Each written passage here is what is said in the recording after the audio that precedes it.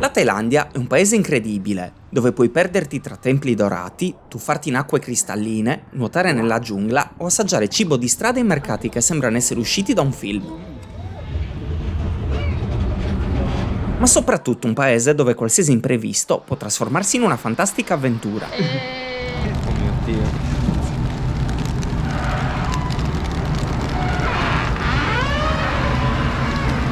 La nostra comincia come tante altre, da un arrivo in aeroporto.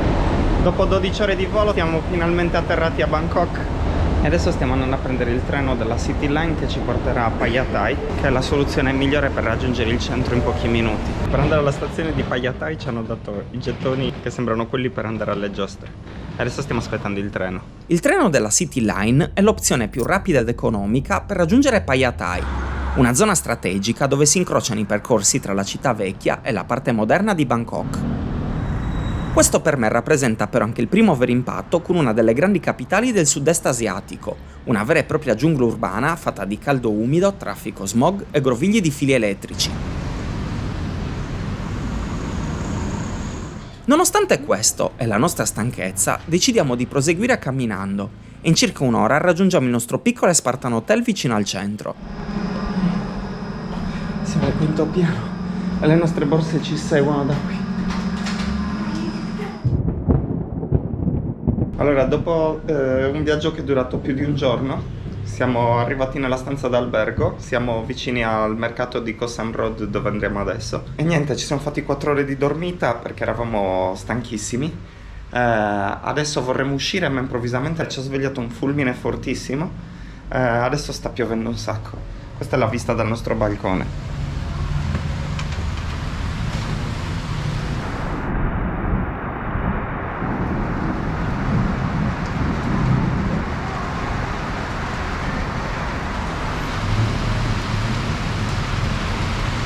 Adesso non possiamo più uscire, dobbiamo solo aspettare che passi perché la quantità d'acqua è veramente incredibile.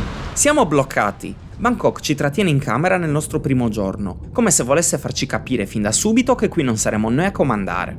Per fortuna il nostro alloggio ha una posizione strategica e non appena la pioggia ci dà un po' di tregua siamo pronti per raggiungere a piedi uno dei centri nevralgici della città.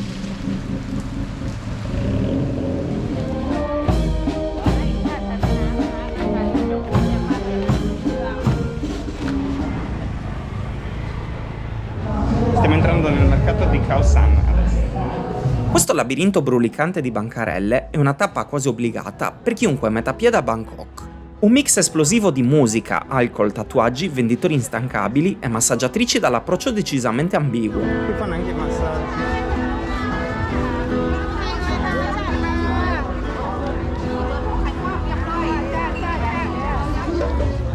Il posto è celebre anche per l'offerta gastronomica alternativa. Qui infatti puoi trovare spiedini di coccodrillo o i famosi insetti. Una parte di me mi dice di provare gli insetti, però l'altra non ce la fa a mangiare uno scorpione o una tarantola. Alla fine entrambi preferiamo di gran lunga uno dei più celebri piatti thailandesi, un semplice ed economico pad thai con pollo e gamberetti. Allora, questo è 70 baht e questo 60. La serata si chiude con una passeggiata romantica lungo il fiume Chao Phraya e una birra thailandese in uno dei tanti ostelli della zona.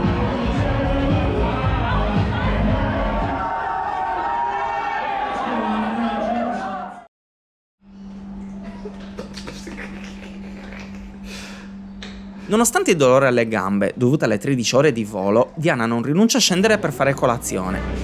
Che frutto è? Dragon fruit. Lei è sempre l'esperta di tutti i frutti strani del mondo. E adesso stiamo andando a vedere i templi. Sfortunatamente ho avuto l'idea di mettermi i pantaloni lunghi per non avere problemi per entrare al tempio. E diciamo che mi si stanno incollando addosso. I 30 minuti di umidità e sole cocente che ci separano dal palazzo reale ci fanno quasi rimpiangere la pioggia del giorno prima. Siamo fuori dal palazzo e tutti cercano di vendere i pantaloni lunghi. Io me li sono portati da casa e spero che anche Diana non abbia problemi e che ci facciano entrare direttamente. Una volta superate le alte mura bianche e varcata l'imponente porta d'ingresso, ci troviamo davanti a uno dei luoghi più sacri e affascinanti della Thailandia, il complesso del Palazzo Reale. Appena fatti i biglietti, seguiamo il percorso obbligato che conduce al tempio del Buddha di Smeraldo, considerato il cuore spirituale della nazione. Vi si accede attraverso una serie di cortili e il primo impatto è quasi travolgente.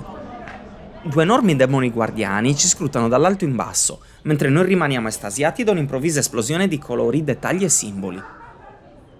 Ogni edificio è una meraviglia a sé, ma a spiccare soprattutto il santuario principale, dove si trova il Buddha di Smeraldo, una statuetta alta solo 66 cm, ma considerata la più sacra di tutta la Thailandia. Ci siamo dovuti togliere le scarpe per entrare adesso al tempio. L'atmosfera qui cambia completamente e oltre alle calzature, qui è vietato introdurre pure macchine fotografiche e telecamere. Usciti dal tempio si può camminare attorno al cortile interno e ammirare le numerose costruzioni in stile tipico Thai, con tetti appuntiti, guglie dorate e porcellane colorate incastonate ovunque, come se ogni singolo dettaglio avesse il compito di abbagliarti. Ci troviamo infatti in un luogo che per secoli ha rappresentato sia il potere del re che quello del divino, una città dentro la città. Attraversando un altro portone si entra poi nella zona reale vera e propria, dove si trova la Sala del Trono, utilizzato un tempo per cerimonie ufficiali e incontri diplomatici. Anche se non si può entrare, si può comunque ammirarne l'eleganza dall'esterno. A questo punto il percorso ci conduce prima verso alcuni piccoli musei dedicati alla cultura locale e poi all'uscita, dove troviamo ad attenderci un piccolo pulmino. Adesso stiamo andando a vedere uno spettacolo di danza incluso nel prezzo del biglietto.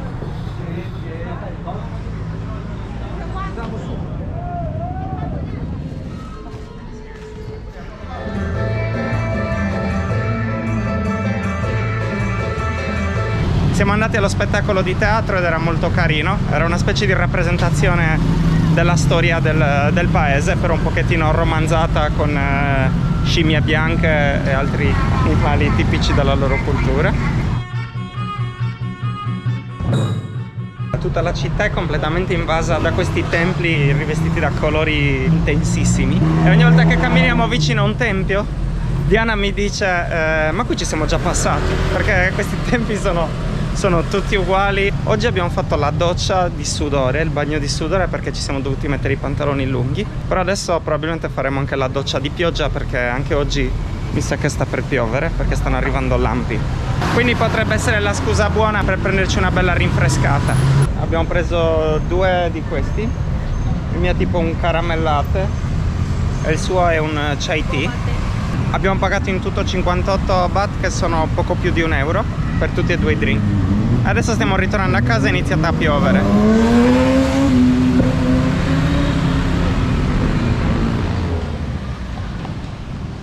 Allora ci sono gli alligatori che stanno facendo il bagno nella... but maybe this is a lizard. Adesso che è iniziata a piovere abbiamo iniziato a vedere questi mostri giganti dentro l'acqua senza capire cosa fossero. Uno era un lucertolone simile a un drago di Komodo e l'altro era un pesce gatto gigantesco. Mira, no. In realtà il lucertolone che abbiamo avvistato è semplicemente un varano del Bengala, un rettile che può arrivare fino a 2,5 metri di lunghezza e che vive tranquillamente nei parchi cittadini di Bangkok, come se nulla fosse. Al Lumpini Park, per esempio, sono diventati una vera e propria attrazione. Adesso dobbiamo camminare verso casa, perché Bangkok ha deciso di riservarci un'altra sorpresa. Cavolo, che monsone, tutto nel giro di pochi secondi.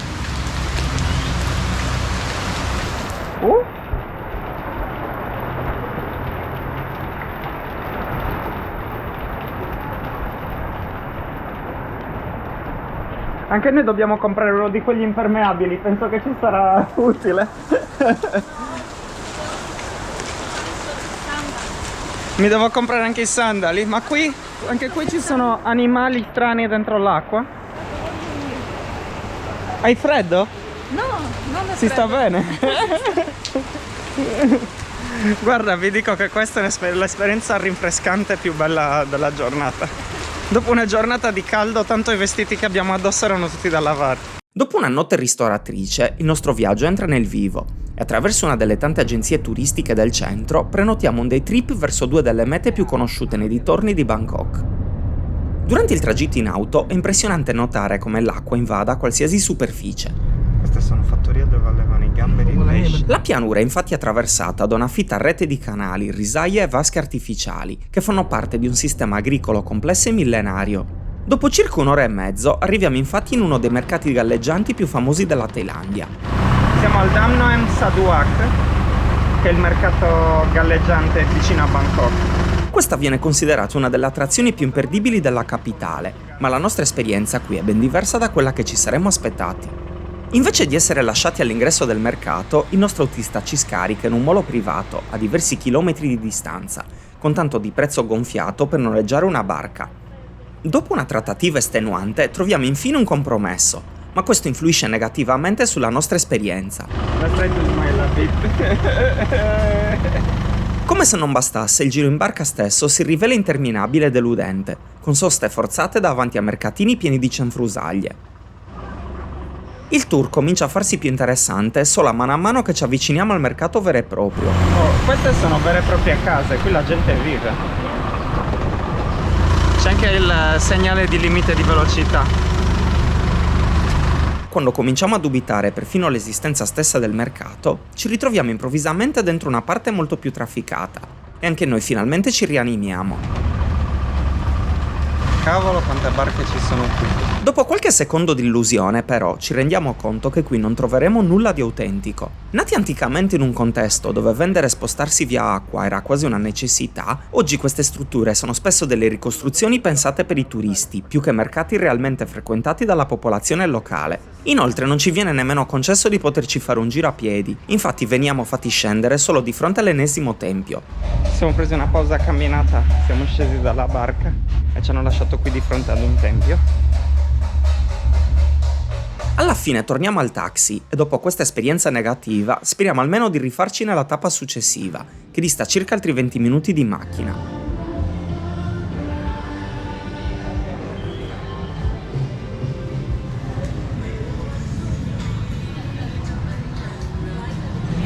Una soluzione innovativa per scacciare le mosche. Allora, siamo appena arrivati al mercato di Meklong, dove adesso vedrete perché è famosissimo. Allora, ci troviamo in questa ferrovia che è un po' particolare, perché girando la camera potete vedere che qui c'è un market.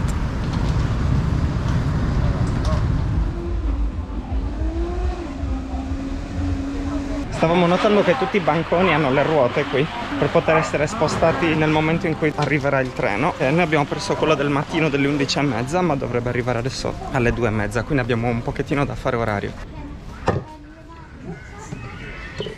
La stazione di Meklong fu costruita all'inizio del Novecento per collegare la foce del fiume omonimo a Bangkok e facilitare il trasporto del pesce fresco. Qui è infatti possibile gustare uno dei piatti di mare più famosi della cucina thailandese.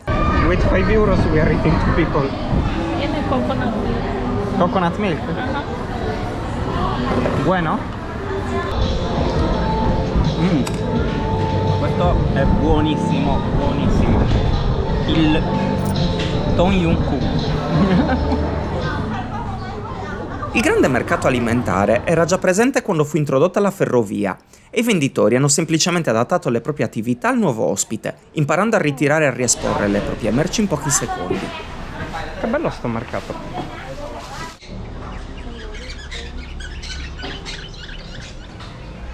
Questo luogo ancora oggi appare autentico e frequentato da persone del posto e noi inganniamo il tempo con un giro tra i banchi del pesce, spezie e frutta tropicale. Stiamo camminando dentro il mercato perché fuori fa troppo sole e ci stavamo bruciando. Ma neanche faccio in tempo a parlare che il cielo cambia completamente umore.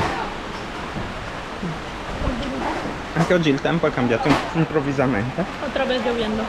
Un'altra volta sta piovendo. Adesso stanno anche iniziando a fare spazio per il treno che arriverà a momenti. Ok, forse abbiamo trovato Pacari. Ovviamente ora la priorità è trovare un posto asciutto da cui osservare la scena. Ormai la pioggia accade ogni giorno come un orologio di pomeriggio. Dopo le 2:30 inizia sempre a piovere. Lentamente hanno cominciato a smontare tutti gli ombrelloni e stanno iniziando a tirare dentro la roba. Ok, adesso è proprio una tempesta.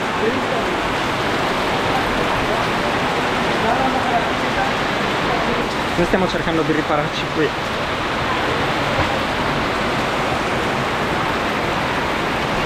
Come noi anche altre persone hanno avuto la stessa idea. Attention please. From oncoming or departing trains, please always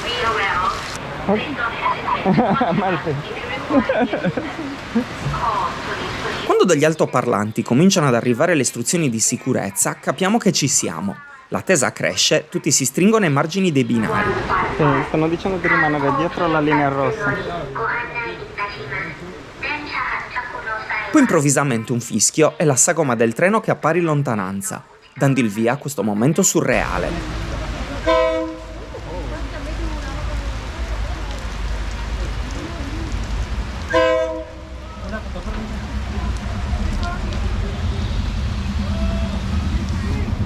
Wow.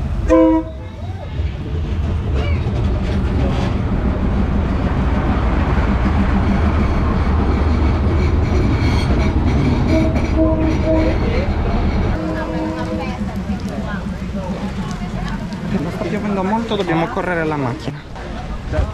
Ok, dobbiamo correre adesso alla macchina.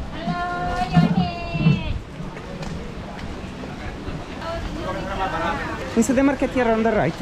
Go to the right. Go, go, go. Siamo riusciti a correre dentro il market. Adesso così almeno possiamo arrivare alla macchina asciutti. Yes, let's go that way.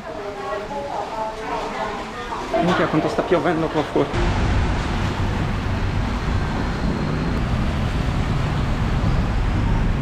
Per il momento abbiamo evitato di prendere troppa pioggia, perché adesso dobbiamo direttamente partire per andare nel sud della Thailandia con un autobus notturno, quindi dobbiamo sperare che il signore che ci deve venire a prendere sia già lì. Il nostro ritorno verso Bangkok è una corsa contro il tempo, ma per fortuna riusciamo a salire al volo sul nostro autobus. Con l'adrenalina ancora addosso salutiamo Bangkok, dove torneremo alla fine del viaggio e ci prepariamo a vivere la nottata più complicata, quella dove attraverseremo quasi un intero paese dormendo sul sedile di un autobus. Siamo a metà strada per andare a Sirattani. È piena notte, siamo morti. Questo è il nostro autobus, l'ultimo lì in fondo. Questa è una specie di area di sosta dove tutti gli autobus si fermano. E sono tipo 12 ore di autobus per arrivare al sud e raggiungere l'isola di Koh Samui. Quindi è ancora una lunga notte, io sto morendo veramente. A rendere ancora più difficile il viaggio, la totale empatia dei due tizi davanti a noi, che reclinano i sedili al massimo, come se noi non esistessimo. Surattani di per sé non è una meta turistica, ma è una delle principali porte d'accesso al sud della Thailandia. È da qui che partono i traghetti per l'arcipelago di Chumpon, formato da circa 40 isolotti tropicali e da 3 isole maggiori, Koh Samui, Koh Phangan e Koh Tao. Arriviamo circa alle 6:30 del mattino, ma ci rendiamo conto che il nostro viaggio sarà più lungo del previsto. Innanzitutto veniamo smistati su un minivan per raggiungere un molo, che però si trova ad 1 ora e mezzo di distanza dalla città.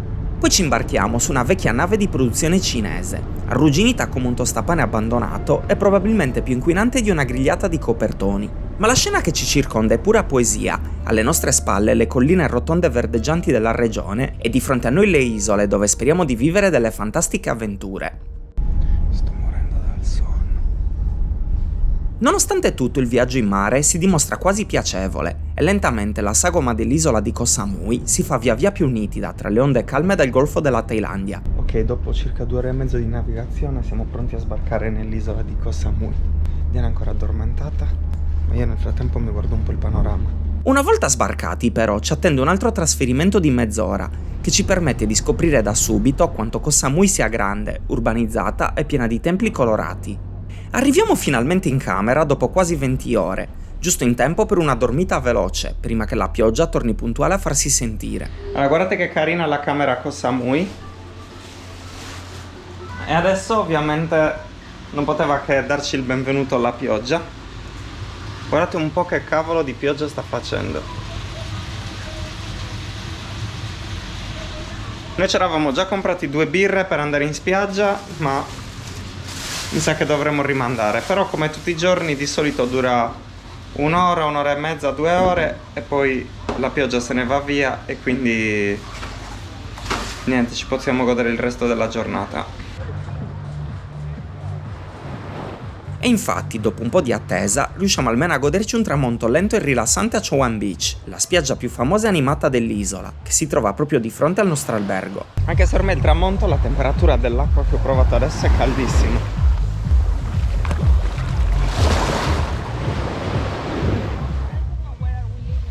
Nel frattempo cala il buio e noi cominciamo già a fantasticare su cosa fare il giorno successivo. Siamo a novembre e in teoria la stagione delle piogge dovrebbe essere già terminata, ma su queste isole a volte si potrà un po' più a lungo e noi non possiamo che adattarci. E ovviamente anche oggi è iniziata a piovere, quindi abbiamo deciso di fermarci a mangiare qualcosa per passare la mattinata e aspettare che la pioggia vada via. Stiamo scrivendo il diario della nostra vacanza. Visto il tempo instabile, decidiamo di fare una semplice passeggiata per uscire fuori dalla zona turistica e scopriamo dei posti perlomeno interessanti. Allora, ci siamo stufati a un certo punto di camminare nella strada dei tipici turisti inglesi che vengono lì per mangiarsi il McDonald's, per bersi il loro Starbucks. Ci è sembrato tutto abbastanza finto, ma abbiamo trovato questa zona dove tutti i pub sono chiusi, non c'è anima viva. E abbiamo detto, ma perché questi pub sono chiusi? Poi abbiamo iniziato a guardare i nomi dei locali che sono esplicitamente a luci rosse. Horn Pub, The Queen 69, Sexy Lady All Night. E quindi abbiamo capito che è tutto chiuso perché questo apre la sera, perché il locale ha luci rosse. E qui si sentono i cavi dell'elettricità che fanno un rumore, probabilmente per l'acqua.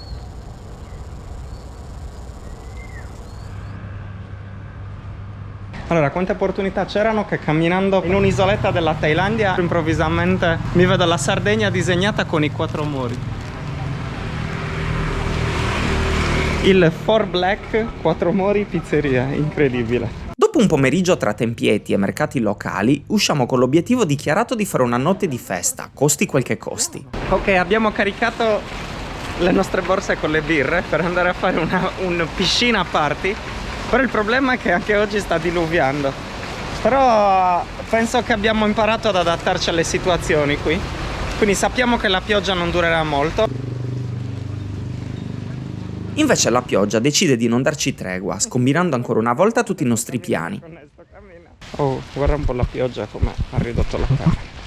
Allora, descriviamo questa giornata. Che cosa abbiamo fatto oggi di speciale? Uno, ci siamo svegliati con calma Yes. e siamo andati a fare colazione. Siamo tornati verso casa e ci siamo fatti un bagno nella piscina. Poi ha piovuto, poi ha piovuto e poi ha piovuto. Abbiamo passato l'intera giornata solo prendendo acqua dalla pioggia. Per fortuna la mia consorte ha deciso di comprare questi teli che si sono rivelati Moglie. la moglie, esatto, la moglie adesso, perché sono stato fregato solo recentemente. Mia moglie ha deciso di comprare questi teli blu che ci hanno dato l'opportunità di andare a fare un romantico picnic nella spiaggia sotto la pioggia.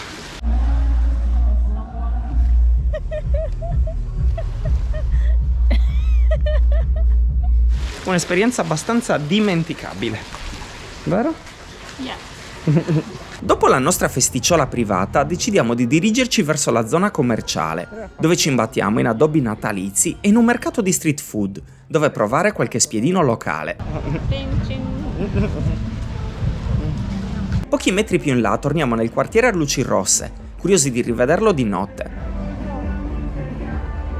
Qui sorge anche lo stadio del Muay Thai, lo sport nazionale thailandese, i cui eventi vengono pubblicizzati ogni ora del giorno con schermi giganti e altoparlanti a tutto volume. Look from Muay Thai Pechbunga Stadium. Ashish contro Amrane. Mordan Glek contro Ludenko. Only in Samui in the Pucha Punch Stadium.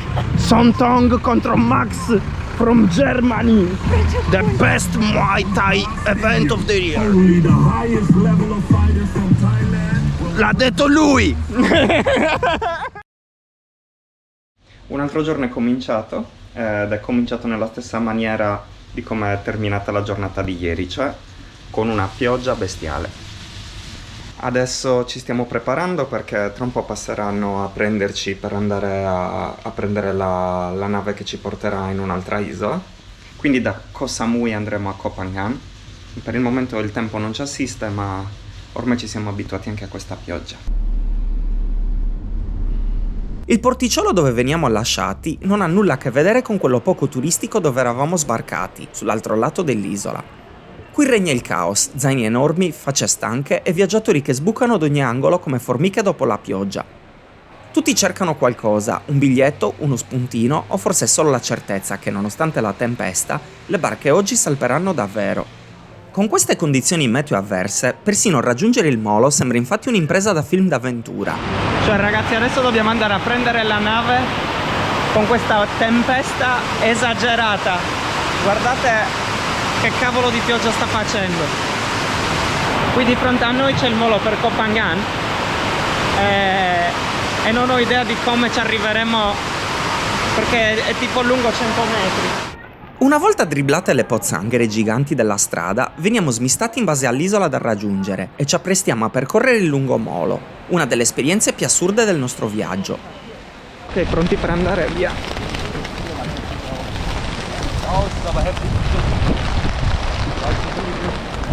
water looks beautiful, very clear.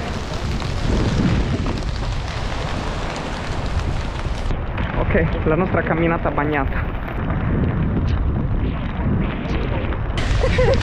C'ho una borsa davanti e una borsa dietro.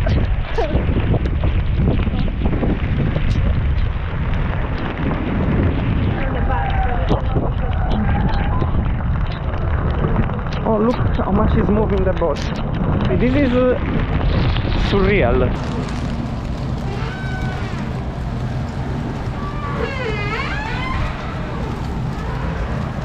Oh mio Dio.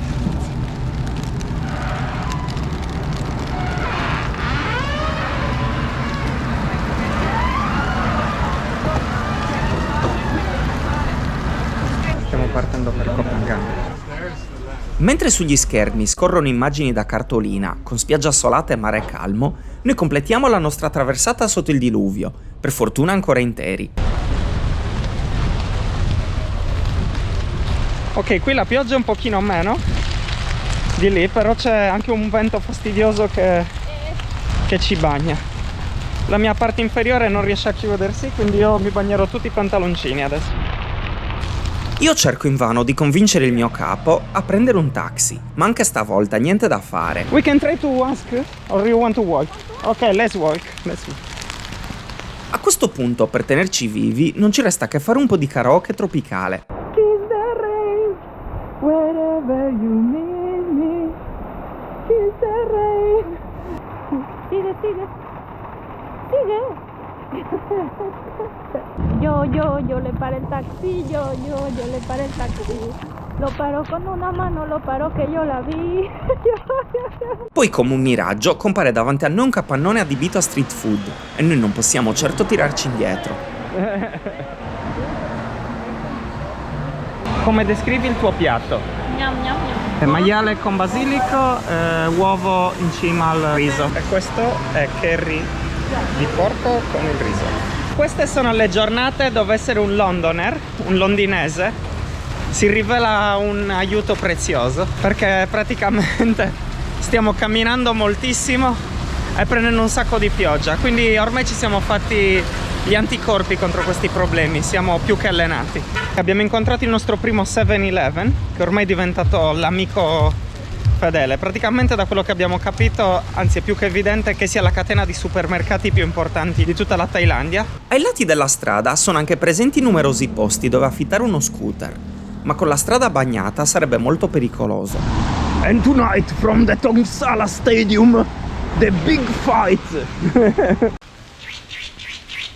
Per raggiungere questo resort è un pochino complicato da questa strada piena di pozzanghere, però ormai ci siamo quasi.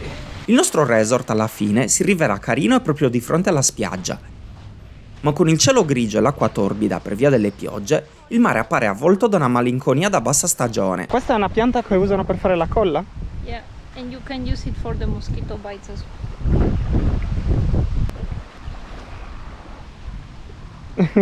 E ora ti si mette la colla nei capelli. una decorazione. Mira, los vigilantes della playa, i nostri Baywatch. E dire che quest'isola è considerata una delle più belle della Thailandia, celebre per le sue baie nascoste, per la natura rigogliosa e soprattutto per il Full Moon Party, un'enorme festa sulla spiaggia che ogni mese attira migliaia di giovani da tutto il mondo, tra musica, neon e secchielli di cocktail. Ma con questa pioggia girarla non avrebbe senso, così trascorriamo la serata nel modo più rilassante possibile. Un tuffo in piscina approfittando di una tregua dal maltempo. La temperatura oggi è un po' più fresca degli altri giorni. Devo prendere la mia roba e andiamo. Poi mentre cala la notte un esercito di zanzare in agguato tra le mangrovie ci costringe a ritirarci in camera, mettendo fine anzitempo alla nostra serata. E un altro giorno comincia come erano iniziati i precedenti. Anche oggi pioggia. Il nostro soggiorno a Koh Phangan si conclude con un nulla di fatto e a questo punto pure il nostro ottimismo e spirito di adattamento cominciano a vacillare. Ma ancora non sappiamo che in realtà sta per cominciare una delle più belle giornate del nostro viaggio. Innanzitutto torniamo al porto, dove ci aspetta un altro traghetto. Almeno stavolta non dobbiamo attraversare il ponte tutto bagnato sotto la pioggia. La giornata sembra un po' migliore, speriamo che Koh Tao ci porti più fortuna. Il nostro buon auspicio sembra avverarsi. Nonostante all'orizzonte ci siano ancora dei nuvoloni, noi completiamo la traversata addirittura baciati da qualche raggio di sole.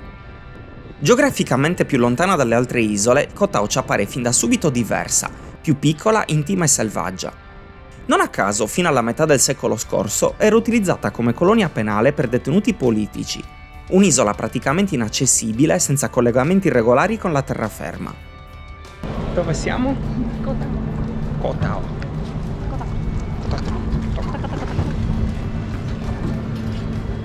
Oggi però Koh Tao ci accoglie con tutt'altro spirito. Dal molo possiamo raggiungere facilmente a piedi il nostro alloggio e già durante il tragitto ce ne innamoriamo. Adesso stiamo salendo su per cercare la nostra stanza, però posso già dire che quello che ho visto qui mi è piaciuto molto di più delle altre isole. Sembra tutto così piccolo e carino, nell'altro posto sembravano delle vere e proprie città, qui invece sembra proprio un piccolo villaggio turistico. Per questo non facciamo nemmeno in tempo a appoggiare le valigie che siamo già fuori in esplorazione. Adesso stiamo facendo un po' di salita per andare al punto panoramico più importante dell'isola, dove ci sono anche le spiagge più belle. Che bello qui! Oh, mira! Stiamo finalmente salendo al John Savall Viewpoint. E io sono completamente sudato, ci sono le zanzare che ci stanno pizzicando, però vedo che ci sono tanti giovani, quindi dovrebbe valerne la pena. La salita, immersa nella vegetazione tropicale, è piuttosto impegnativa, ma ogni passo è ripagato dalla bellezza del paesaggio. Allora, questo posto è troppo bello. Dalla cima si apre una vista spettacolare su Chalok Ban Kao e Shark Bay, quest'ultima famosa per la presenza di squali pinna nera e come punto di nidificazione per le tartarughe marine. Non a caso il nome Koh Tao significa proprio isola della tartaruga. Noi però non avvistiamo alcuna testuggine e ci dobbiamo accontentare di un altro curioso abitante del posto. Sembra che questo cane si sia appositamente messo in mezzo nel punto in cui tutti vogliono fare le foto. Il punto panoramico era bellissimo, però adesso abbiamo bisogno di rilassarci un po'.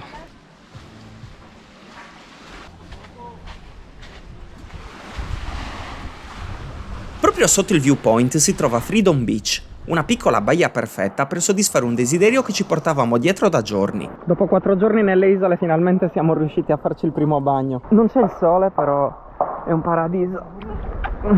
Anche stavolta il tempo cambia all'improvviso, ma la pioggia, invece di rovinare il momento, sembra quasi renderlo più memorabile. Ovviamente non poteva mancare la pioggia, che adesso sta scendendo. Però a noi non interessa perché qua dentro l'acqua sta caldissimo. Che bellissimo.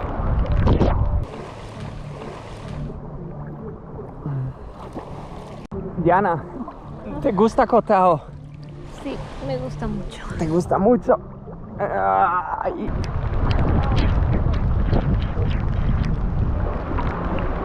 Oh, adesso sta proprio piovendo tantissimo. I go. Ok, go.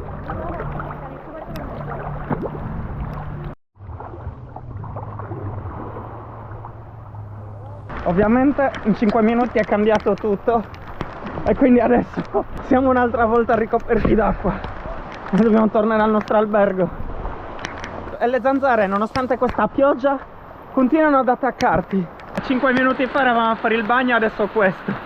Però stiamo camminando a casa, tanto la pioggia è calda e non ci fa niente. Mentre rientriamo, il nostro amico a quattro zampe decide di unirsi al gruppo. Il segreto è non guardarlo. Vattene via, perro, vattene via. Poco dopo la pioggia si placa e noi, fradici ma felici, siamo pronti per una doccia calda, una buona cena e il meritato riposo. Questo è il nostro ultimo giorno nelle isole Samui. Adesso prenderemo il traghetto per andare a Suratani e poi da Suratani andremo al Khao Sok Park. Siamo pronti a dare l'addio anche a Koh Tao. Guarda che bello sto porto. Nel frattempo Diana sta mettendo i vestiti ad asciugare, visto che avremo 5 ore di traghetto. E io ne sto approfittando per prendere un po' di sole, visto che ancora sono abbastanza bianco. Per uno strano scherzo del destino, il sole torna a splendere proprio mentre stiamo lasciando queste isole, che finora ci avevano regalato soprattutto pioggia a catinelle. Anzi, questa volta, paradossalmente, siamo addirittura costretti a ripararci dei raggi di sole che picchiano forte sulle nostre teste. Mentre la barca avanza, alla nostra sinistra scorrono, finalmente illuminate da una luce nuova, le 3 isole principali dell'arcipelago, Koh Tao, Koh Phangan e Koh Samui. Alla nostra destra invece si materializza uno di quei luoghi che avremmo voluto visitare, se solo il meteo ce l'avesse concesso. Langton National Park è infatti un labirinto di isolette, lagune nascoste e formazioni calcaree mozzafiato, dove la natura regna sovrana. Ma ora i nostri pensieri sono già rivolti alla prossima meta, che promette paesaggi ancora più incredibili. L'unico problema è che per raggiungere la giungla ci aspetta un viaggio molto più lungo e stressante del previsto.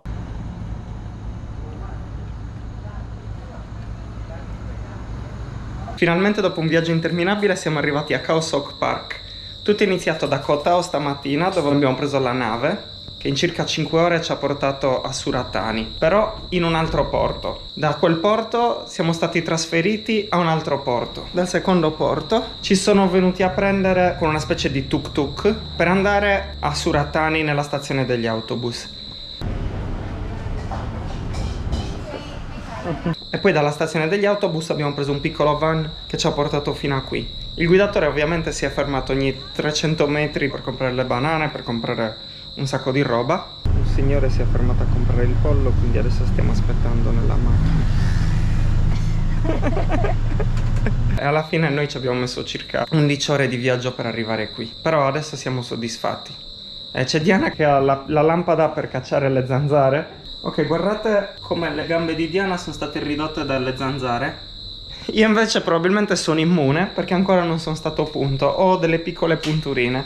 Il bello è che questa è cresciuta vicino alla foresta amazzonica da bambina, quindi non lo so perché io ho sviluppato, deve essere il sangue sardo, è troppo forte per le zanzare. Mira las hojas de ahí, de que se comen las hormigas gigantes, ¿ves?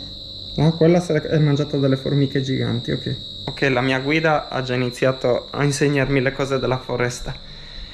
Va bene, domani mattina ci aspetta un grandissimo giro di questo parco, quindi noi adesso ci laviamo, ci rinfreschiamo un attimino e poi andiamo a mangiare qualcosa.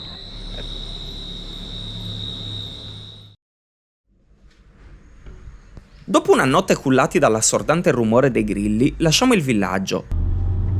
In un'ora raggiungiamo il molo di Racha Prafa. Ci hanno portato in un mercato dove ci hanno detto di comprare le luci per la testa.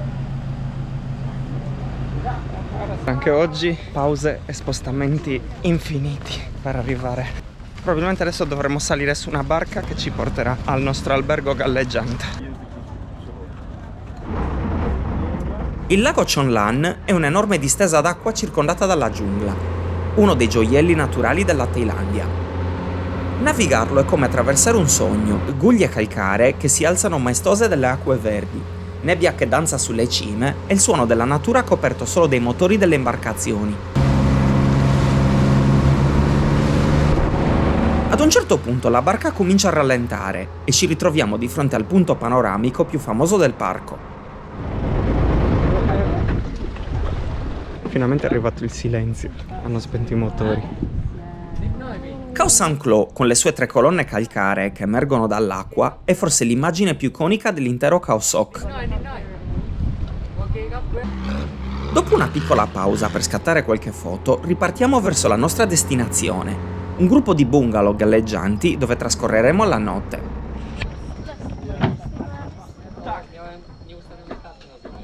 Finalmente siamo arrivati nella nostra stanza a Khao Sok Park. Siamo ancora un po' rincoglioniti dal suono del motore della barca che ci ha portato in giro per il lago per circa un'ora e mezza. Adesso dobbiamo aspettare fino all'1:30 per iniziare a fare altri giri. Per ingannare il tempo ci concediamo un bagno rinfrescante nelle acque del lago.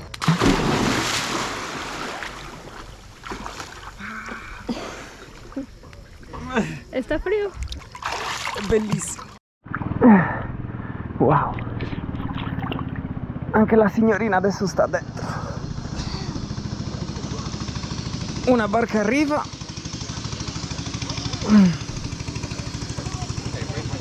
Poi ci prepariamo per la prima escursione insieme alle guide locali. La traversata in barca è molto piacevole, ma la parte più impegnativa per raggiungere la grotta di Nam Talu deve ancora cominciare. Una volta saltati giù dalla barca siamo già col fango alle caviglie e mentre ci addentriamo la vegetazione si fa sempre più fitta e rigogliosa. Wow, questa è fredda. Oh.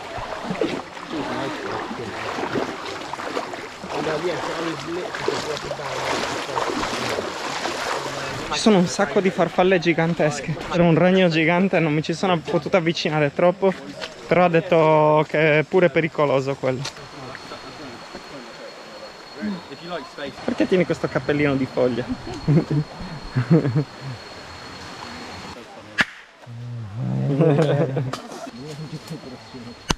No.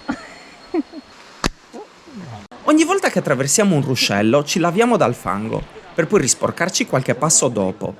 Mentre ci districhiamo tra liane, tronchi crollati e radici, ci avviciniamo alla caverna, diventando sempre più un tutt'uno con il paesaggio circostante.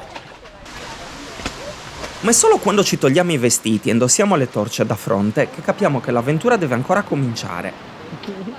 Entrare ed esplorare questa grotta, attraversata da un fiume sotterraneo, infatti non è affatto un gioco da ragazzi.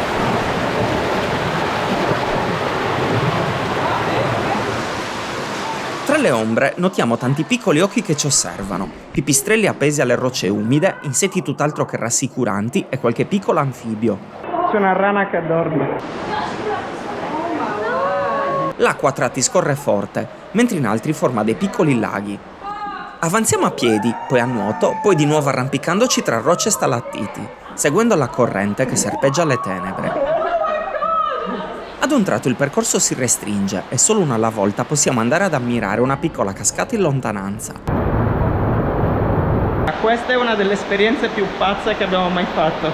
Adesso dobbiamo riattraversare l'acqua profonda 1,5 metri almeno per ritornare dove eravamo.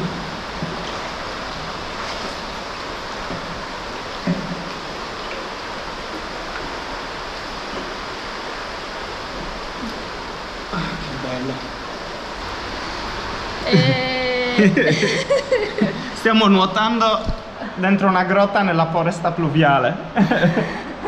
Quando finalmente riusciamo fuori, bagnati e felici, ci sentiamo un po' come bambini dopo un'avventura in stile Indiana Jones.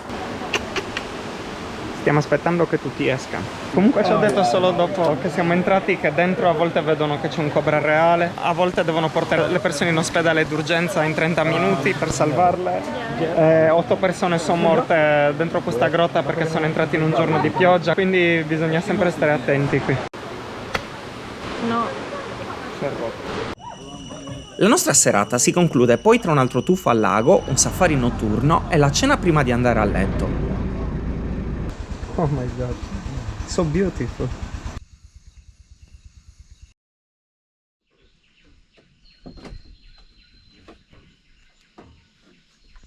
È il momento del risveglio, sono le 6:30. E niente, adesso è il momento di attivarsi. Però guardate che bellezza.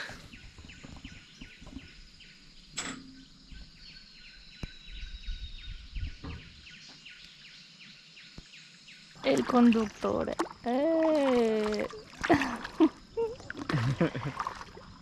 Con un'atmosfera così magica sarebbe proprio un delitto non uscire per un romantico giro in canoa. Il problema è che noi proprio non riusciamo a stare 5 minuti senza fare casini.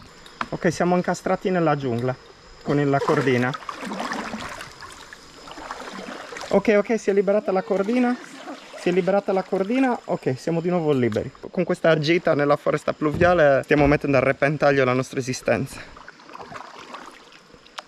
Ok, stiamo per ripartire da qui, quindi dobbiamo tornare. Dopo la canoa è tempo per un altro safari. Stiamo andando a caccia di scimmie. Oltre a qualche primate, abbiamo la fortuna di avvistare da lontano anche varani d'acqua, lontre e uccelli tropicali come il tucano.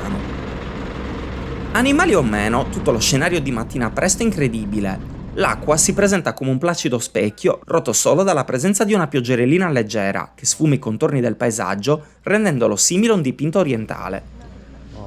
Qua e là fiorano tronchi d'albero sommersi, sono i resti della foresta che un tempo occupava questa vallata, prima che venisse costruita la diga che oggi alimenta il lago. Adesso fa un pochino di freddo. Adesso è arrivato il momento di fare il percorso inverso e salutare questo incredibile parco naturale, fermandoci poi a mangiare in un punto panoramico, proprio di fronte alla grande barriera che ha generato questo bacino artificiale. Ci siamo fermati per una pausa a pranzo e io e Diana stiamo salendo su a vedere la statua di questo Buddha a questo punto panoramico. Dopo aver ammirato per l'ultima volta Khao Sok dall'alto, siamo pronti a ripartire per la prossima meta. Adesso siamo finalmente saliti nell'autobus per andare a Phuket. Guardate lo stile locale con la tappezzeria morbida. Io ho dovuto mettere i 2 adesivi che ci hanno dato per salire nell'autobus per tappare l'aria condizionata perché è qualcosa come meno 20 gradi sotto zero. Siamo entrati nell'isola di Phuket. Seppur collegata alla terraferma da un ponte, Phuket rappresenta l'isola più grande e famosa della Thailandia.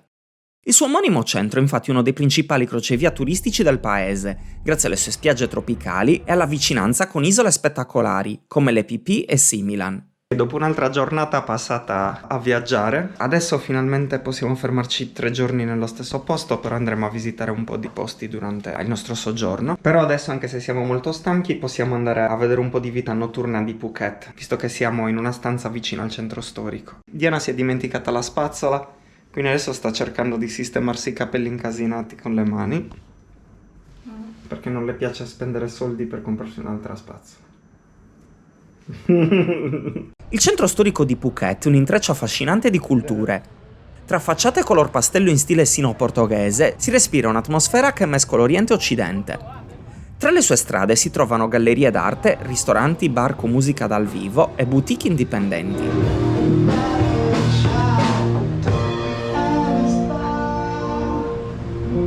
Tutto un tocco internazionale ed è necessario imbattersi in qualche tempio per ricordarci di essere in Thailandia. Alla fine abbiamo trovato l'indie market dove venire a mangiare. In questo mercatino artistico informale è possibile provare piatti internazionali e bere un frappè fresco, mentre ascoltando un po' di musica dal vivo ci lasciamo avvolgere da un'atmosfera rilassata e creativa. E mentre noi torniamo a casa per andare a dormire, scopriamo invece che un'altra parte della città, ancora più locale e autentica, comincia ad animarsi nel medesimo istante. Praticamente c'è il mercato notturno che sta aprendo adesso. Probabilmente i ristoranti vengono a rifornirsi a quest'ora, sono le 10 di notte. E io pensavo che stessero smontando, invece poi ci siamo resi conto che stanno montando tutto. Il centro di Phuket non si affaccia direttamente sul mare. Così di prima mattina veniamo accompagnati a uno dei piccoli porti da cui partono le escursioni verso le isole del mare delle Andamane. Le più famose di tutte sono le Phi Phi Island, entrate nell'immaginario collettivo grazie al film The Beach con Leonardo DiCaprio. Per raggiungerle saliamo su un motoscafo che sfreccia tra le onde con una certa aggressività, accompagnato da musica sparata nelle orecchie e da un'aria salmastra che inizia a colpire duro. Mentre molti dei nostri compagni di viaggio iniziano ad impallidire e a vomitare, io ringrazio Diana per avermi dato le pastiglie contro il mal di mare. Dopo oltre un'ora di navigazione, completamente fradici, arriviamo a Phi Phi Le, una delle isole più spettacolari del pianeta. Just jump, close the eyes and jump.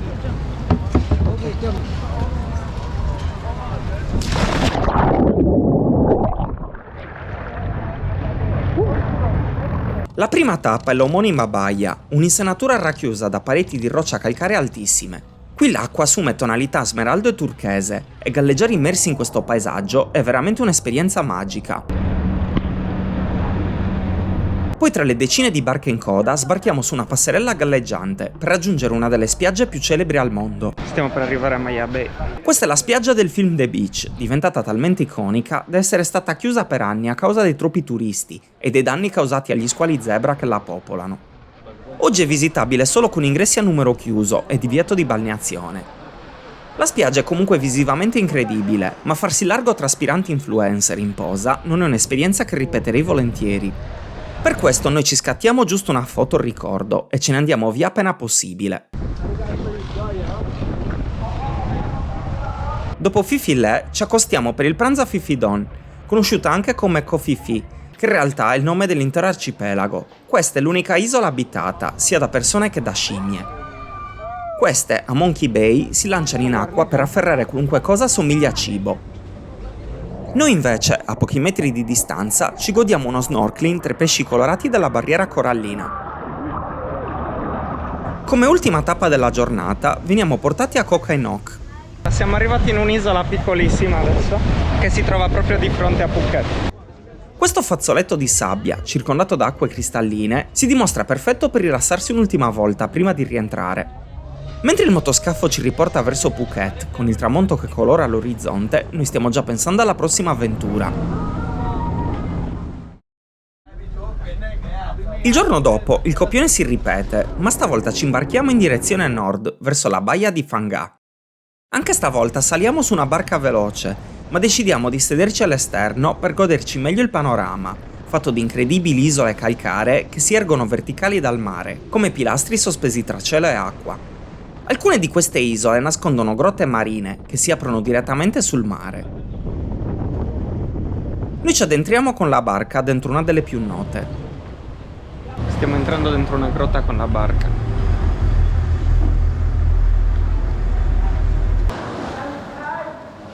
Questa si chiama la Grotta del Gelato.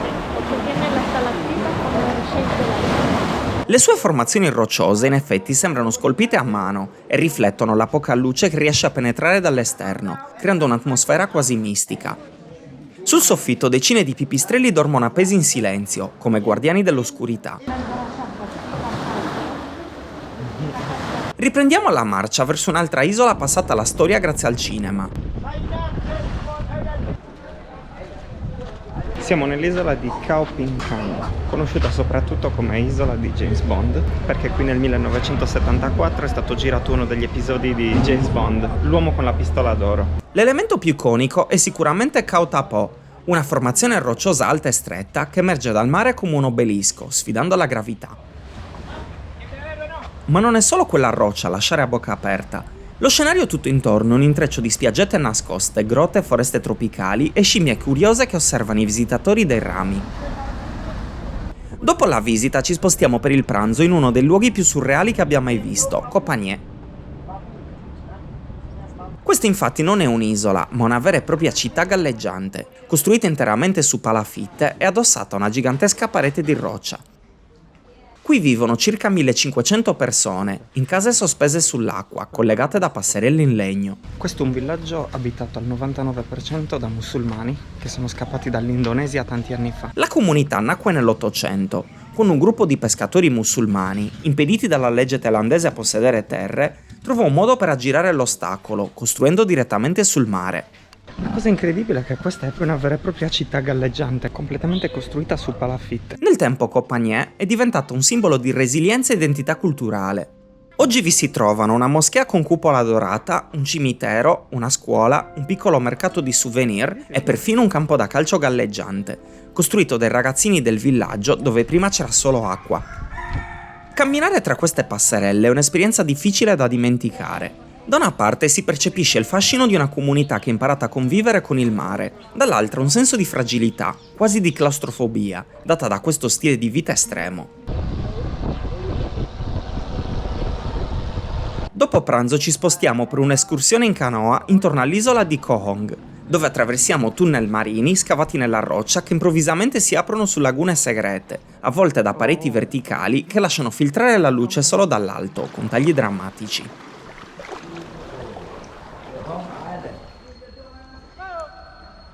Il colore dell'acqua è talmente invitante che Diana ne approfitta per un tuffo, mentre io resto a galleggiare sulla barca. E dopo una giornata in giro, adesso finalmente possiamo rilassarci solo in una spiaggia. Anche oggi siamo in barca perché stiamo andando da Phuket a Krabi, dove passeremo i prossimi 2 giorni prima di prendere un aereo per Chiang Mai. La provincia di Krabi si trova proprio sull'altro lato del golfo ed è rinomata per le sue spiagge spettacolari e le formazioni calcaree che emergono dal mare come sculture naturali.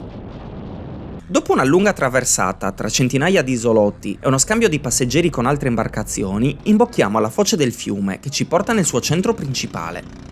Siamo finalmente arrivati a Krabi, che è un'altra delle zone famose per le spiagge. Noi stiamo dormendo a Krabi Town, famosa per i suoi mercati notturni. Questa cittadina, distante dai grandi flussi turistici, offre un'atmosfera tranquilla e autentica, tra mercatini ricchi di street food e pescatori locali. Ma la cosa che ci colpisce di più è il suo contatto diretto con la natura. Stiamo salendo nella torre, da dove si possono vedere tutte le mangrovie dall'alto. È una specie di parco, però bisogna camminare un pochettino dal centro. Diana si sta lamentando come sempre delle foto che le ho fatto. Mira, mucho suelo. Dalla cima della torre si gode una splendida vista sui 2 picchi gemelli di Khao Khanat Nam e sulla distesa di mangrovie che circonda il fiume. Questo ecosistema unico, dove l'acqua salmastra incontra la terra, è il rifugio di tantissime forme di vita, tra cui i piccoli granchi, a cui è stato addirittura dedicato il monumento simbolo della città. Un omaggio alla fertilità e alla ricchezza naturale che le mangrovie garantiscono a tutto il territorio. Ovviamente Krabi è anche il punto di partenza perfetto per esplorare alcune delle spiagge più belle della Thailandia, e per raggiungerle dobbiamo di nuovo navigare lungo l'omonimo fiume. Siamo arrivati nella penisola di Railay, che è accessibile solo dal mare, perché qua è completamente circondato da montagne a strapiombo, quindi non ci sono alternative se non arrivare via mare. Railay è un piccolo mondo a parte, incastonato tra alte falesie di roccia calcarea che la isolano dal resto del continente.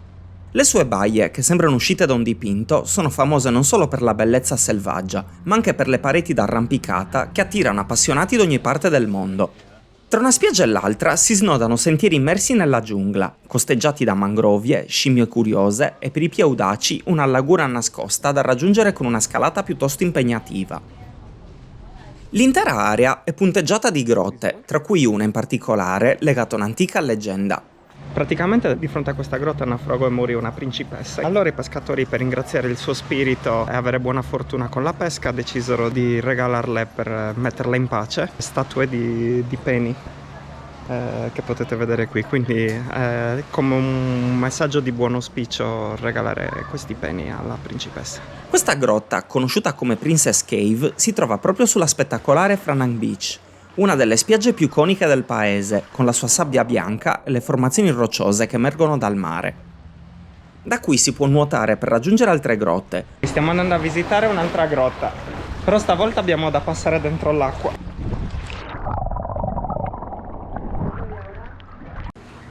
Oppure, per i più avventurosi, fino all'isolotto che si staglia proprio di fronte alla baia. Diana non sa nuotare, quindi la devo accompagnare e farle mettere la mascherina. Da? Possiamo farci.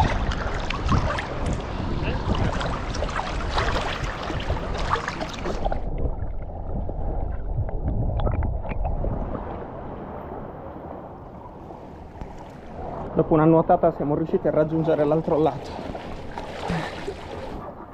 Dopo questa fatica attraversiamo una zona vivace, ricca di resort, piccoli bar e ristorantini, fino a raggiungere anche Railay Beach, perfetta per rilassarsi un'ultima volta, cullati dalla brezza marina. Restiamo qui fino al tramonto, mentre le ultime luci del giorno tingono le scogliere d'arancio e oro. Questi sono gli ultimi istanti nel sud del paese. Adesso ci aspetta un volo verso un mondo completamente diverso, la città di Chiang Mai, che si trova proprio nella parte opposta del paese. Appena atterrati a Chiang Mai. Questa è la nostra camera di Chiang Mai. Non abbiamo ristorantini qui intorno, quindi oggi abbiamo deciso di provare i cibi preparati da 7-Eleven, che è la catena che troverete praticamente ovunque in Thailandia. Dopo la cena del supermercato ci addormentiamo rapidamente. Il centro storico di Chiang Mai, che raggiungiamo in taxi, è racchiuso da una cinta muraria quadrata, vestigia del suo glorioso passato come capitale del regno Lanna. Noi entriamo da Ta Phae, la porta principale. Una volta varcate le mura, ci accoglie un'atmosfera rilassata e più di 30 templi buddisti. I più famosi sono il Wat Chedi Luang e il Wat Phra Singh. Ogni angolo della città custodisce un pezzo di storia, tra monaci buddisti, stupa dorati nascosti tra gli alberi e le famose lanterne, che oggi sono diventate uno dei simboli più iconici della città e della regione. Ovviamente anche qui non mancano i mercati e gli scorci romantici, come la passeggiata lungo il fiume. Diana, reporting from Tailandia. Alguien se ha caído al río y ahí está la policía y la ambulancia lo están recogiendo. Diana, Thai News 24 horas. ¿Qué estás mangiando? Un curry di frutti di mare. ¿Y yo? Un maialino. La giornata si conclude con una cena semplice ma deliziosa. Come dolce invece optiamo per un roti. Per vedere templi ancora più particolari però dobbiamo spingerci verso nord, in direzione Chiang Rai, una zona considerata la porta d'ingresso al Triangolo d'Oro, il luogo dove si incontrano i confini di Thailandia, Laos e Myanmar. Lungo il tragitto facciamo una breve pausa in una delle sorgenti termali della zona, dove proviamo a testare la nostra resistenza alle alte temperature. Allora, è impossibile tenere i piedi dentro. Perché brucia. Troppo calda, non fa. Poi finalmente arriviamo a uno dei luoghi più iconici della Thailandia. Ok, abbiamo preso i biglietti e adesso possiamo entrare. Oh wow, non sembra reale. Il bianco di questo palazzo è totalmente abbagliante col sole. Il Wat Rong Khun, o Tempio Bianco, è un'opera moderna e visionaria dell'artista Chalermchai Kositpat. Interamente bianco e decorato con specchi e dettagli intricati, il suo stile mescola l'arte buddista tradizionale con elementi contemporanei, creando un'atmosfera quasi onirica. Nel giardino circostante è infatti curioso notare la presenza di statue inaspettate, di personaggi come le tartarughe ninja, alien o predator, dettagli surreali che rendono questo luogo ancora più memorabile. Dopo pranzo visitiamo un altro sito straordinario.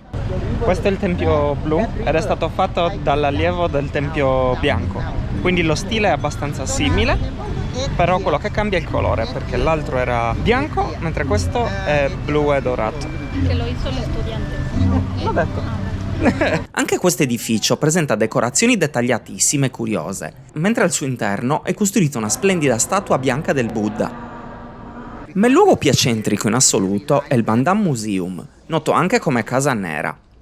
Un complesso di edifici scuri creato dall'artista Tanwan Duchanet, che alterna architettura tradizionale a un'estetica cupa, fatta di pelli di animali, scheletri, troni intagliati e decorazioni tribali. Tutto è pensato per rappresentare il lato oscuro dell'animo umano, desideri, morte, natura, violenza, spiritualità, in contrasto con la purezza del Tempio Bianco. Un elemento sicuramente curioso è la presenza di tante statue falliche giganti, che sembrano avere uno strano effetto sulla nostra guida.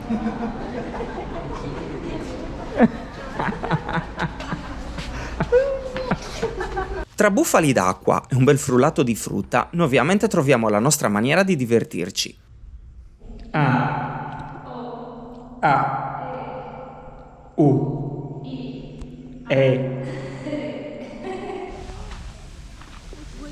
Rinfrescante. Durante la nostra sosta nel nord della Thailandia, oltre ai templi spettacolari, abbiamo scelto di dedicare del tempo anche alla scoperta della natura e delle comunità locali.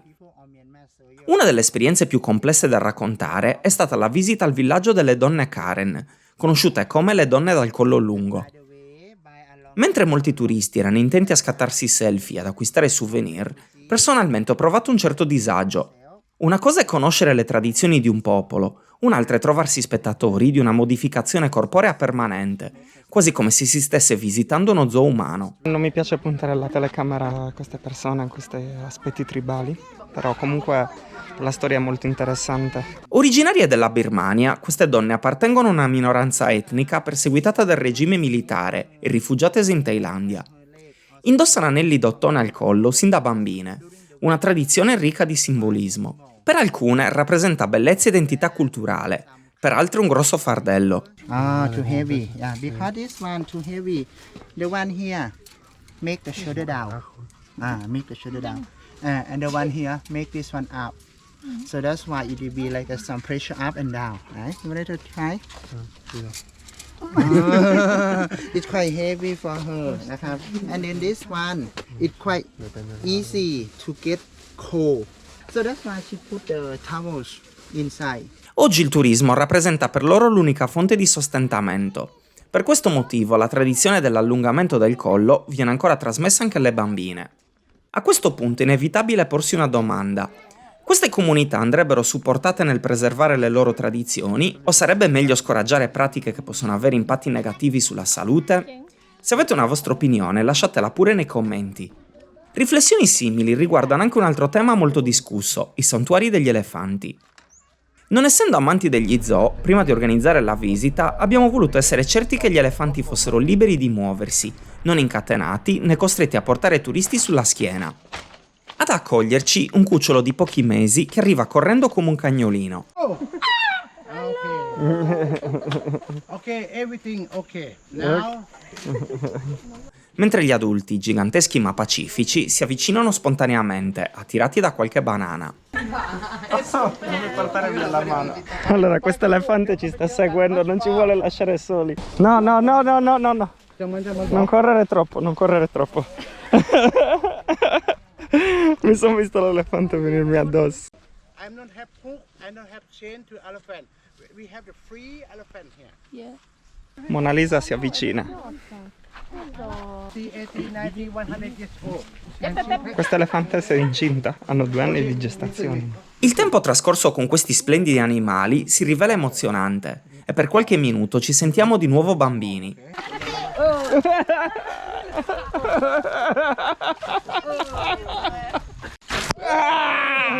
Allora, ci sono gli elefanti che ci stanno facendo la doccia. Oh no!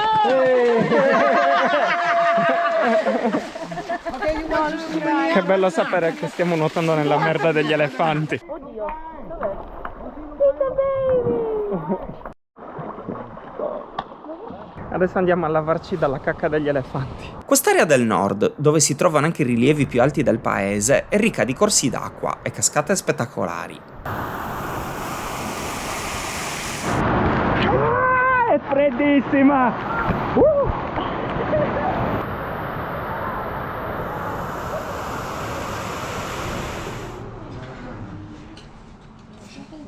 Dopo una pausa a pranzo ci aspetta un'altra attività tipica dei fiumi della regione. Stiamo andando a fare rafting sopra le canne di bambù. Vai!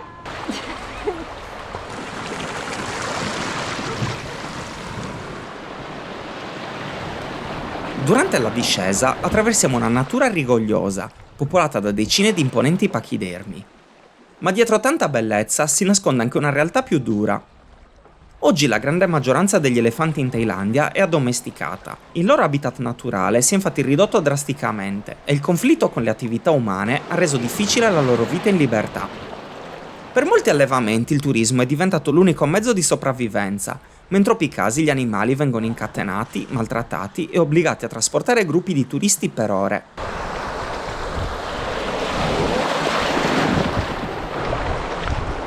Nel santuario che abbiamo visitato, gli elefanti ci sono sembrati in salute e trattati con amore. Tuttavia abbiamo poi scoperto che anche le attività che sembrano più innocue, come il bagno nel fango nel fiume, possono essere fonte di stress se non rispettano i tempi e i bisogni reali degli animali. Dopo una giornata intensa, rientriamo in albergo per un po' di meritato relax prima di una nuova partenza. Adesso siamo alle ultime ore qui a Chiang Mai e tra un po' dobbiamo prendere il treno per ritornare a sud e andare a Bangkok. Dopo l'ennesimo viaggio in minivan siamo arrivati alla stazione di Chiang Mai. Questo edificio, realizzato nel 1922 e poi ricostruito dopo i bombardamenti della Seconda Guerra Mondiale, rappresenta il punto di partenza per i 750 km che ci separano dalla capitale. Dopo aver attraversato la Thailandia in ogni modo possibile, tra aerei, tuk-tuk, minivan, autobus e barche, è finalmente arrivato il momento di provare l'esperienza del treno notturno. Ovviamente non si può partire senza aver fatto prima scorte di viveri. Abbiamo comprato la cena prima di salire nel treno. Sembra molto buona, a dire la verità. Una delle cose più affascinanti dei treni notturni thailandesi è il modo in cui l'addetto trasforma il vagone. In pochi secondi le panche e i tavolini spariscono, lasciando spazio a letti comodi pronti per la notte. Adesso siamo pronti per dormire. Ma soprattutto quanti ne ha da fare di letti? Guardate un po' la cabina quanto è lunga. Un altro dessert tipico della Thailandia è il mango sticky rice. Questo è il riso appiccicoso, mango e latte condensato dolce. Dopo un piccolo dessert e qualche chiacchierata in sottofondo, è ora di chiudere gli occhi.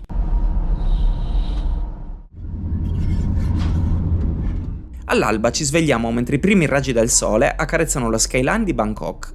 Però alla stazione è già pronto ad attenderci un taxi pronto per portarci in giro per Ayutthaya, che raggiungiamo circa in 2 ore. Fondata nel 1350, questa città è stata la capitale del regno del Siam fino al 1767, quando fu rasa al suolo dai birmani. Oggi, tra rovine e templi ancora in piedi, regala un'idea della sua antica grandezza. I suoi siti principali sono sparsi a grande distanza l'uno dall'altro, quindi se proprio non volete prendere un'auto è necessario ricorrere almeno una bicicletta. Noi iniziamo da uno dei templi più riconoscibili, grazie al suo grande cedi centrale e alle tante statue del Buddha. La più famosa è certamente quella che lo raffigura in posizione dormiente. Ma anche il laghetto vicino nasconde delle cose interessanti. Sono gigantesche ste tartarughe! La nostra seconda tappa è un tempio che colpisce subito per la sua vivacità. Qui i fedeli attaccano foglie d'oro sulle statue come gesto di devozione. E all'interno si trova un Buddha gigante, alto 19 metri, uno dei più venerati della Thailandia. In un edificio laterale scopriamo anche un tempio cinese, segno evidente dell'incontro tra le culture in questa antica città commerciale. Siamo arrivati al tempio chiamato Wat Ma Tat, che è famoso anche per un piccolo dettaglio che adesso vi mostro. La testa del Buddha incastrata tra le radici non è solo diventata un simbolo del paese, ma anche del legame profondo tra natura e spiritualità. Questo grande complesso, prima di essere raso al suolo, custodiva alcune delle reliquie più importanti del Buddha. Al Wat Tamikarat a sorprenderci è la presenza di galli ovunque, statue grandi, piccole e colorate. Questi rappresentano un omaggio al re Naresuan, che secondo la leggenda era appunto appassionato di combattimenti tra galli. Ma a colpirci sono anche i leoni di pietra e le colonne rimaste in piedi come testimoni silenziosi del passato. Ok, proviamo a salire sul Wat Phu Tao Kog Tong. Questo è un po' altino. Questo cedi, alto più di 50 metri, è un punto d'osservazione eccezionale. Qui intorno si possono vedere un sacco di campi di riso. Questo spazio è minuscolo. Cabessa, cabessa, cabessa, cabessa, cabessa. Yeah! Adesso il Wat Lukaya Sutta, che sarebbe un Buddha coricato. Guardate, Diana è alta 5 dita. Chiudiamo il nostro tour con quello che onestamente ci ha impressionato di più, anche grazie a un migliore stato di conservazione. Siamo al Wat Varachetanam. Questo grande complesso, costruito in stile Khmer con torri centrali e gallerie in pietra, si affaccia su un fiume e regala scorci davvero scenografici. Al tramonto il luogo si riempie di giovani in abiti tradizionali, che vengono qui per scattare foto, un modo contemporaneo ma anche poetico per onorare le proprie radici. Dopo questa immersione nella storia, torniamo a Bangkok, pronti a vivere le ultime ore di questo viaggio, che in realtà dentro di noi vorremmo non finisse mai. Per questo decidiamo di regalarci un'ultima notte nel cuore di Chinatown, il quartiere più vibrante della città. Questo posto è il delirio. Tra il traffico frenetico dei tuk-tuk, le lanterne rosse e le insegne al neon, a regnare l'odore irresistibile del cibo di strada. Abbiamo preso questo maiale croccante buonissimo. Qui le bancarelle vendono qualsiasi cosa possa essere considerata commestibile, compresi gli immancabili insetti. Noi invece decidiamo di spendere gli ultimi baht in un ristorante di pesce particolarmente affollato. Guarda il quantitativo di gente che sta facendo la fila qui per mangiare, quindi noi adesso siamo in trepidante attesa.